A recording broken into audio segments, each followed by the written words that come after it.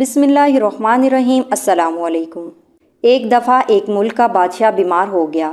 जब बादशाह ने देखा कि उसके बचने की कोई उम्मीद नहीं, तो उसने अपने मुल्क की रियाया में ऐलान करवाया कि वो अपनी बादशाहत उसके नाम कर देगा, जो उसके मरने के बाद उसकी जगह एक रात कब्र में गुजारेगा।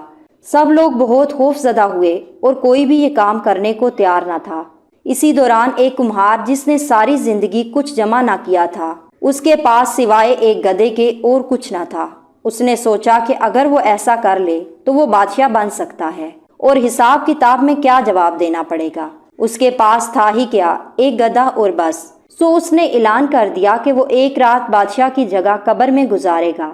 बादशाह के मरने के बाद लोगों ने बादशाह की कब्र तैयार की और वादे के मुताबिक कुम्हार खुशी खुशी उसमें जाकर लेट गया और लोगों ने कब्र को बंद कर दिया। कुछ वक़्त गुजरने के बाद फरिश्ते आए और उसको कहा कि उठो और अपना हिसाब दो। उसने कहा, भाई हिसाब किस चीज़ का?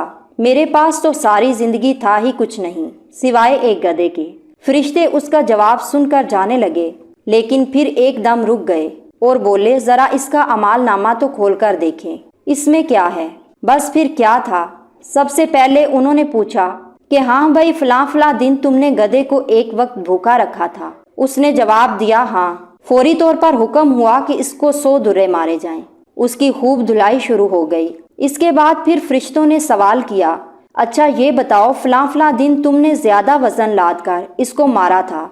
उसने कहा कि हाँ। फिर हुक्म हुआ कि इसको 200 दुर्रे मारे जाएं। फिर मार पड़ना शुरू हो गई। गर्ज सुबह तक उसको मार पड़ती रही। सुबह सब लोग इकट्ठे हुए और कब्र कुशाई की ताकि अपने नए बादशाह का इस्तकबाल कर सकें। जैसे ही उन्होंने कब्र खोली तो उस कुम्हार ने बाहर निकलकर दौड़ लगा दी।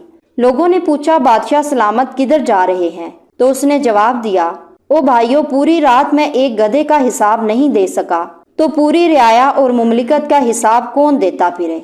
दोस्तों, कभी सोचा कि हमने भी हिसाब देना है और पता नहीं किस किस चीज़ का हिसाब देना पड़ेगा, जो शायद हमें याद भी नहीं है। मज़ीद अच्छी वीडियोस के लिए हमारे चैनल को सब्सक्राइब करें